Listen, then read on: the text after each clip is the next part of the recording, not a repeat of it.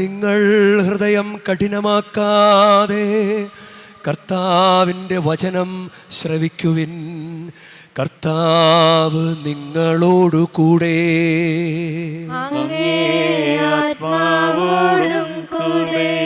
മത്തായിയുടെ വിശുദ്ധ സുവിശേഷത്തിൽ നിന്നുള്ള വായന.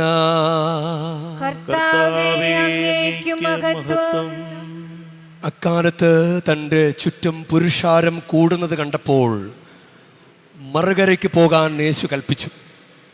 ഒരു നിയമജ്ഞൻ അവനെ സമീപിച്ച് പറഞ്ഞു, ഗുരു, നീ പോകുന്നിടത്തെല്ലാം ഞാൻ നിന്നെ അനുഗമിക്കും. യേശു പറഞ്ഞു, കുറുനരികൾക്ക് മാളങ്ങളും ആകാശപ്പറവുകൾക്ക് കൂടുകളുമുണ്ട്, എന്നാൽ മനുഷ്യപുത്രന് തലചായ്ക്കാനിടമില്ല.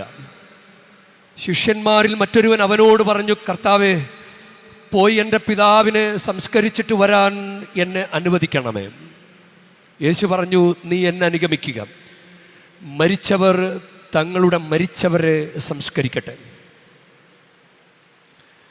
കർത്താവിൻ്റെ സുവിശേഷം. ക്രിസ്തുവേ അങ്ങേക്ക് സ്തുതി.